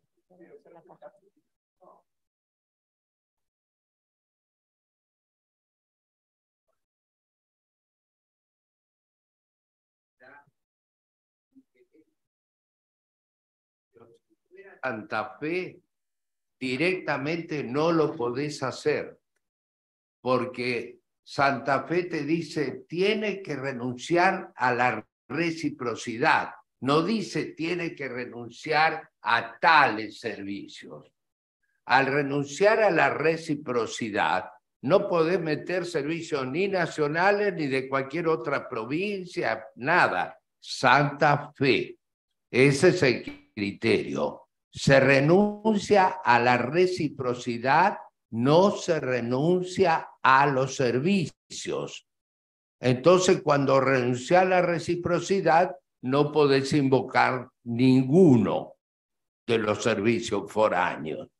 Lo que no sé si IPS, digo bien, sí. IPS, tiene el criterio de renuncia igual que tiene Santa Fe. Sí, dijo Pato que sí, que tiene el mismo criterio. Sí, lo tiene. Sí, sí, tiene el mismo criterio. A ver, hay un artículo, el 24, si mal no recuerdo, no, el 32, si tomamos la última parte para hablar de algunos artículos de reciprocidad de la 9650, ¿no? La 9650 utiliza la palabra reciprocidad 6 veces en 5 artículos, ¿no? Los artículos el 32, el 47 y el 66 que recién la doctora Garrosa citaba. En el 24 hace algo muy sencillo y dice que se pueden usar los años prestados en el sistema de reciprocidad para obtener el beneficio, planteando que son 22. La ley faculta para que el Poder Ejecutivo vaya aumentando los 22, cosa que se hizo y se llegó a una exigencia de 35 años. Salteo el 27 y voy al 32, que dice, cuando se acredite no menos de 10 años de servicio con aportes, de los comprendidos en el artículo 4 de la presente ley, también se tendrá derecho a la jubilación por invalidez si la incapacidad se produjera dentro de 2 años siguiente al acto de cesantía encausado y siempre que no se hubiera reingresado a otro régimen de previsión de los comprendidos en el sistema de reciprocidad. Y acá es una norma que no entiendo. La 18037 siempre planteó que si tenemos 10 años de antigüedad y nos incapacitamos en los 2 siguientes, podemos pedir el beneficio si tenemos los 10. No entiendo este artículo 32 que dice, no lo puedo pedir a la invalidez si es que ingresé a aportar en otro régimen de reciprocidad. Recién pensaba en un caso, alguien que aportó 10 años a la provincia de Buenos Aires y por alguna razón se muda a Córdoba, ¿no? Y al año de mudarse empieza a trabajar y a aportar a la Caja de Córdoba. Y ahí se invalida. Acá viene la cuestión. ¿Quién jubila a esta persona que se invalidó en Córdoba? ¿La Caja de Córdoba? Pero tiene 1 mes, o 2, o 3, y 10 en IPS de Buenos Aires. Pero hay una norma del IPS que dice que si ingresó a otro régimen, a otra caja integrante del régimen de reciprocidad, no otorga la prestación. Y uno se pregunta, ¿esta norma del IPS no estaría violando esta cuestión que yo les hablaba al inicio de esta charla, de que el sistema de reciprocidad es una norma superior que no modifica las leyes provinciales, pero tampoco las leyes provinciales pueden invadir lo acordado en un sistema de coordinación? ¿Estamos de acuerdo con esto? Bien, a ver. Yo entiendo, hay un principio básico de la 9650, que es que uno puede conseguir las prestaciones estando en actividad, o sea que hay que cumplir los requisitos estando en actividad. La incapacidad justamente tiene que ser estando en actividad.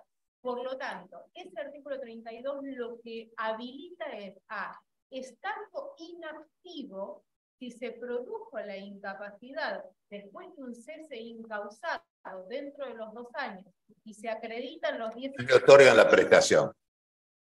Está bien. ¿Y por qué la excepción de, no, pero si aportó a otro, no se la doy? ¿Qué sería? ¿Que se la dé el otro?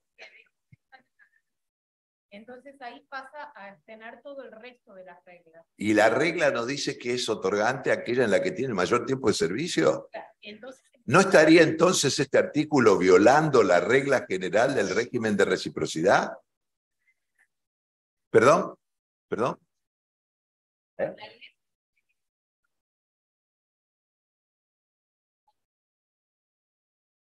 ¿Dónde dice eso? En el 67. Esa es la regla de la caja. Pero yo estoy hablando de cuál es la regla que determina el régimen de reciprocidad. E insistiendo en este tema de que la norma de la caja no puede ser contraria al régimen de reciprocidad. Fíjese, también este artículo 66 plantea de que no se pueden tener 2 prestaciones, ¿no? Y entonces me pregunto cómo hacen cuando se trata, por ejemplo, de un caso de 363. ¿Por qué la ley 9650 dice en el 66, perdón doctora, volvemos enseguida, ¿no? Pero ¿por qué dice no se puede tener 2 prestaciones? Y si se trata de un abogado que aporta al régimen de la caja de abogados y también 35 años y 65 al IPS, ¿qué ocurre? ¿Tiene una imposibilidad de tener los 2 beneficios? Sí. ¿Qué se van a esperar haciendo en ese cual están diciendo? 10 años en provincia, pasa a Córdoba se incapacita y la caja de Córdoba no le da el beneficio. IPS esos 10 años se lo va a denegar, si dice la pensión, va a denegar la pensión, Córdoba va a denegar la pensión, con ambos. Conflicto intersubjetivo entre 2 cajas, sí. Se va a ANSES y la ANSES tiene que dar beneficio porque la idea es tiene aporte. No, en el caso de uno creo que tiene caja propia, entonces ahí la ANSES, porque no le da el beneficio, si está incapacitado, tiene la obligación de dar. Original. Claro. No, yo digo que el caso de invalidez es el peor de todos para definir en la reciprocidad, ¿no? Porque una persona aporta a 3 cajas, simultáneamente se da, es muy posible, y resulta que ese inválido se muere, ¿no? ¿Quién es el que tiene que otorgar la prestación? Si uno habla de prorrata, fíjense qué fácil sería, ¿no? Yo lo veo como pagar la prima de un seguro. Hoy hablábamos con Elsa en el desayuno y decía, fíjate, tengo 2 autos, pago a una compañía de seguro la prima y pago a otra compañía de seguro, pero tengo estacionados los 2 en el mismo edificio, que un día se derrumba. ¿Y qué hago? Una me tiene que pagar la destrucción total de los 2 autos, o cada cual me paga la destrucción de cada auto porque a cada cual le pago la prima, ¿no? Sin embargo, no es así. Hay cajas que dicen, no, yo soy la última, se lo pago yo. Y otro dice, no, pero tiene más en la otra, pídalo en la otra, ¿no?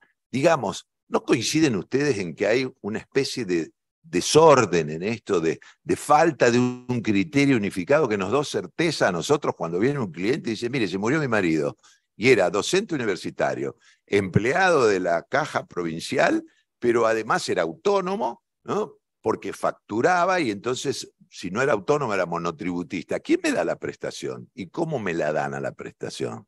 Y acá viene la otra cuestión. ¿Es razonable? Voy a plantear un ejemplo muy concreto. Una persona tiene 2 horas cátedra y aporta al IPS o a la caja de la provincia de Santa Fe. 2 horas cátedra, secundarias. ¿Por qué lo hace? Porque le gusta el IOMA o el IAPOS, o sea, quiere mantener la obra social provincial. Pero a su vez esa persona es CEO de Volkswagen para América del Sur, ¿no? Y cobra en dólares, 20 y pico mil dólares. Por supuesto, aporta sobre el 1 millón y pico, que es la remuneración máxima imponible en ANSES. ¿Sí? Llega el momento de jubilarse. ¿Es caja otorgante, el IPS o la caja de la provincia, hace un récord en ANSES. En ANSES aportó sobre una remuneración máxima imponible, pero lleva esto a la caja, ¿eh? Que tiene, por ejemplo, la de Santa Fe, el tope que le acaba de mencionar el doctor, que es el 82% del cargo de ministro de Corte con mayor antigüedad, o si no, del presidente de la Corte, ¿eh? Y entonces eso es 2,5 millones. Bien, pero aportó esa caja por 2 horas cátedra solo para tener la obra social, y esa caja tiene que pagar el 82% de la remuneración que tenía como CEO de Volkswagen. ¿Es razonable que ocurra una cosa así? En mi vida profesional me ha tocado hacer, por trabajar con actuarios, valuaciones de regímenes. Lo peor que le puede ocurrir a una caja es no saber cuándo tiene que pagar una prestación y por cuánto, ¿no? Es muy difícil poder prever el gasto a futuro si resulta ser de que alguien que aportó en mi caja se va, pero después resulta que yo voy a ser otorgante, pero voy a ser otorgante por la totalidad de un beneficio por el cual no me aportó ni la 10ª parte. ¿Cómo hago para prever una situación como esta? Desde el punto de vista del equilibrio de una caja entre lo que me aportó una persona y el derecho que se generó para el monto de la prestación, es tremendamente difícil poder preverlo. ¿Me explico acá? Es muy difícil. Ahora, si tengo un régimen a prorrata, por eso insisto como corolario de toda esta charla que no hay nada mejor de que cada cual pague lo suyo, es perfectamente posible saber que si se invalida o no se invalida y llega viejo o si se muere, sé exactamente cuánto le voy a pagar y lo puedo proyectar al futuro y voy a conocer cuál es mi gasto, doctora.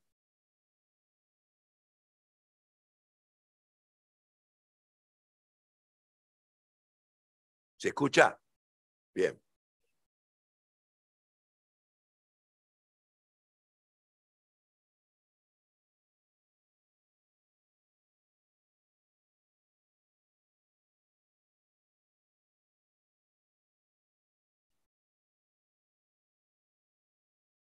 Qué linda pregunta. A ver. Rápido, rápido. A ver, la seguridad social y más precisamente la previsión está para precisamente cubrir riesgos de contingencia. El financiamiento es otra cuestión que deviene a esta obligación de otorgar una prestación. Por eso decía, si vamos a generar una nueva prestación, es elemental que hagamos un análisis técnico. ¿A quién le damos esta nueva prestación y en qué condiciones? Puede ser la POAM, puede ser la UH, puede ser cualquiera de las prestaciones que hemos inventado en los últimos años que no sean vejez, invalidez y muerte. Muy bien, pero no podemos dejar de pensar en el financiamiento. ¿Eh? Ah.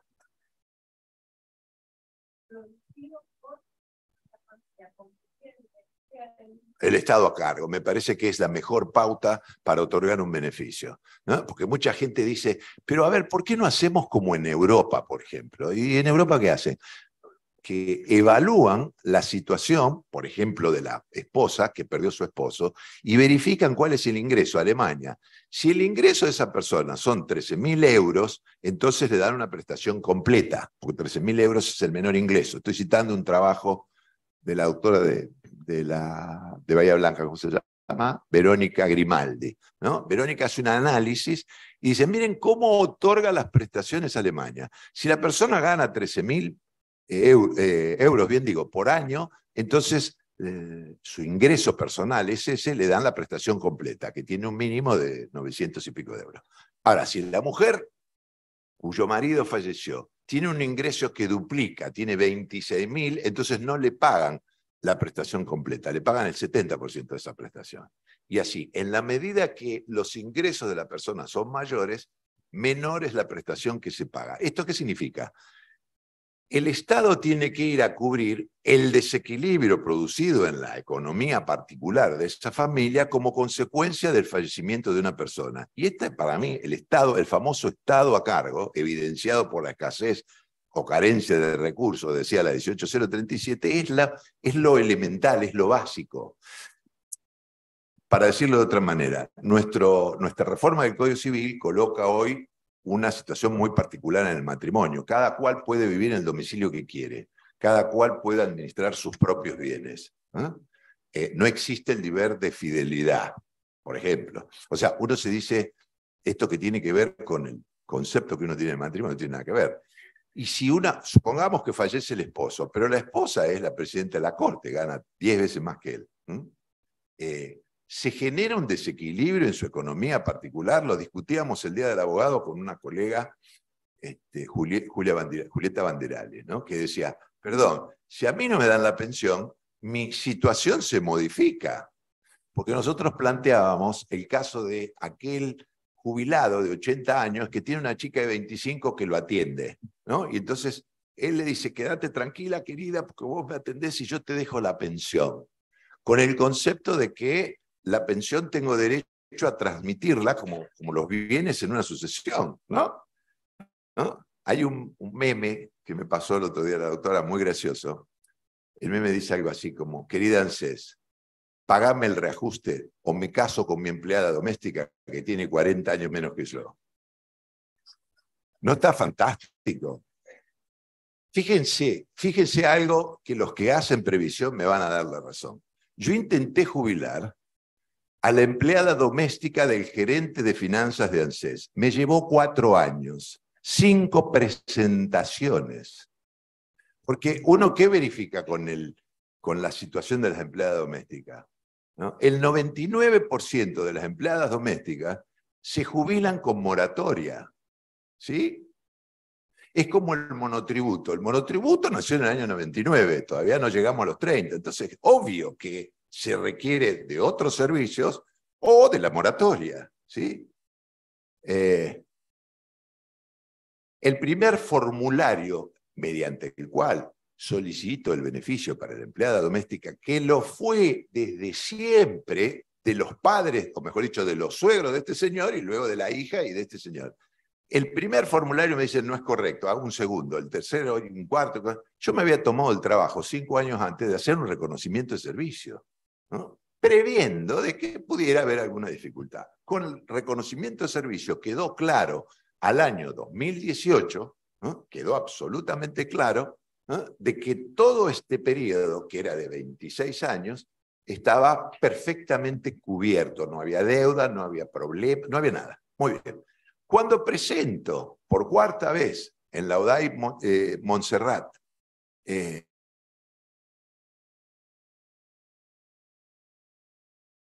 dice, no, acá salta claramente una deuda de marzo del 2017. Entonces yo saco la PREP que dice que lo que está reconocido no se discute.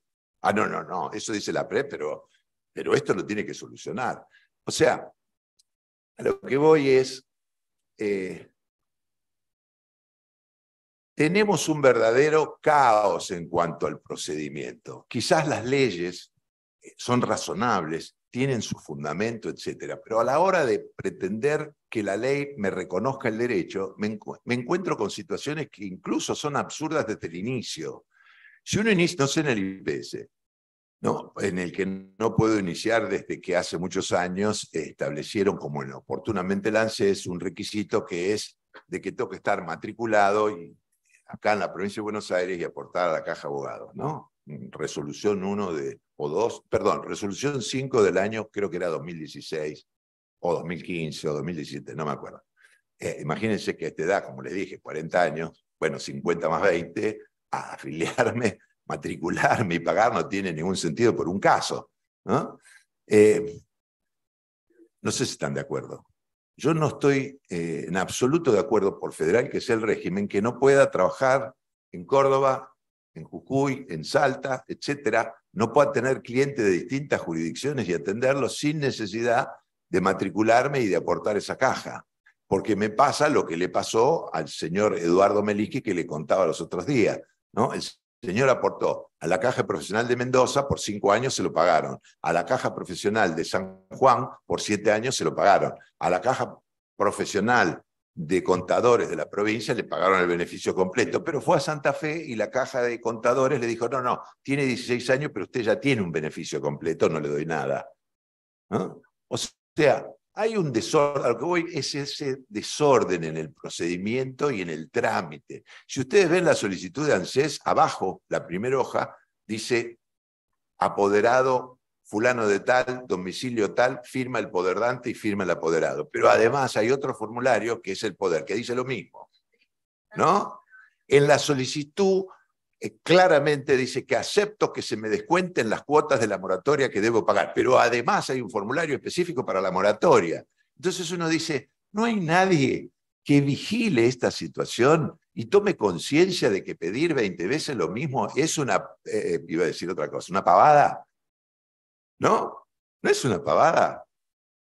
Lo mismo, si uno se plantea, por ejemplo, los casos en que haciendo un trámite de un convenio internacional, que cada día son más, porque nuestros pares, nuestros hijos y probablemente nuestros nietos cada vez migran más, y esto es normal, es natural en el mundo, resulta ser de que voy a la UDAI convenio, porque si voy a cualquier otro UDAI de convenio no entiende nada, ¿no? Ni hablemos si se trata de Córdoba, de Mendoza, de La Pampa, etcétera, etcétera. Un expediente de convenio puede estar 2, 3, 4 años. Recuerdo hace muchos años, concretamente 8 años, viajo a la Caja de Córdoba porque el presidente en ese momento, que era Osvaldo Giordano de la Caja, me dice, ¿podés venir a hablar del balance de la Caja? Creo que es una de las cajas que mayor información aporta y publica, ¿no? Bueno, sí, como no voy, analizo el balance, me lo pidió para un miércoles, me dio un lunes, bastante difícil, por cierto, pero bueno, me dicen, ya que está, ¿vieron cuando le dicen, ya que usted está acá,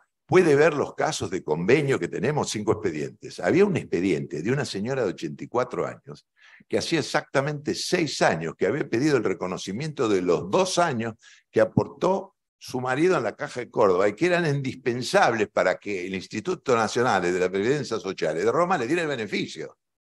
Ella estaba jubilada, pero peleaba la pensión, necesitaba estos 2 últimos años de este marido que vaya a saber por qué la dejó sola en Italia y se vino a trabajar a Córdoba. No sé qué tendría en Córdoba el fulano, pero bueno, justo se muere encima y en Córdoba. ¿Sabemos qué hacer con esto, doctor? Lo único que tenían que hacer un reconocimiento de servicio puro y simple.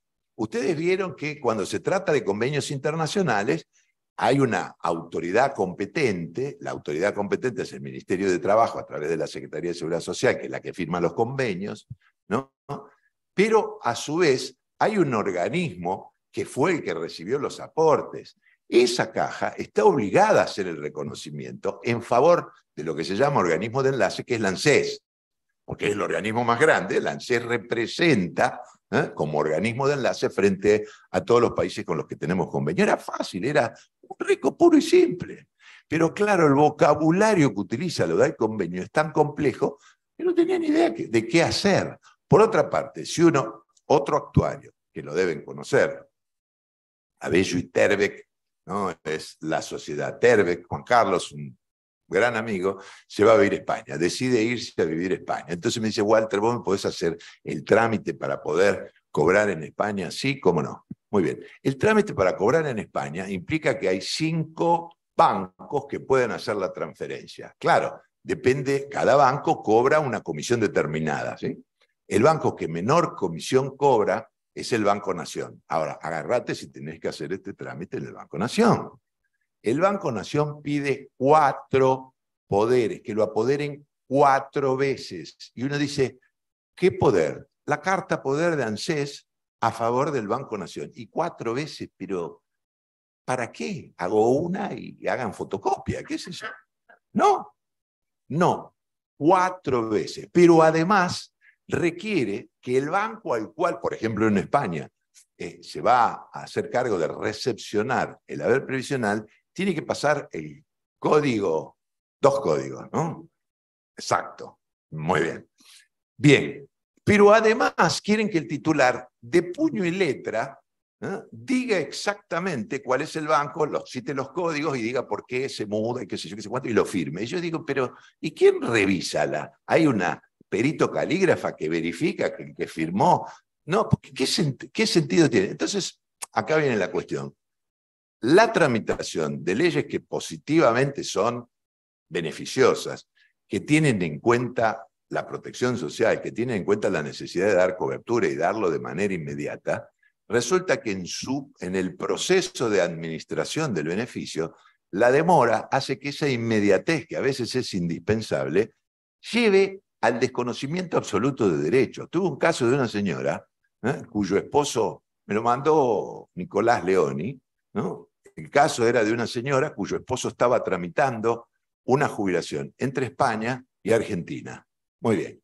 Lo presenta, ahí queda en el PowerPoint que les dejo, relatado con lujo de detalles y con fecha. ¿Qué ocurrió? El señor presentó en España la necesidad del reconocimiento de servicios de los prestados en Argentina y empezó la debacle. ¿Por qué? Porque Argentina tardó casi un año en el proceso de mandar el reconocimiento de servicio a España. Y España tardó otro año, no vayan a creer que España funciona mejor que nosotros, ¿no? El Instituto de Seguridad Social. Tardó otro año en devolverlo. ¿Pero qué ocurrió? El señor falleció en el medio.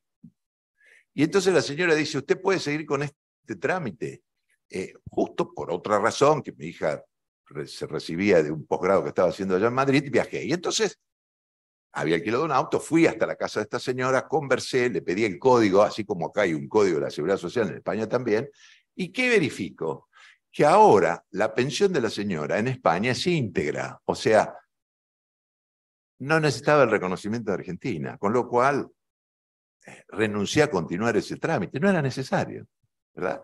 Eso muestra la inmediatez de la cual hablamos. Ahí sí hay una cobertura, cosa que acá no ocurre, no nos ocurre eso. A veces un trámite de pensión es verdaderamente un dolor de cabeza, no porque la ley no prevea la contingencia, sino que quien administra empieza a pedir determinadas condiciones que son muy difíciles de reunir.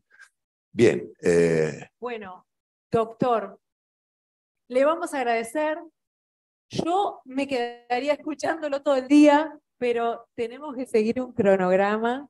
Así que, bueno, le agradecemos muchísimo al doctor Walter Arrigui y a Quagliato, que lo vamos a escuchar hoy. Lo despedimos con un aplauso grande.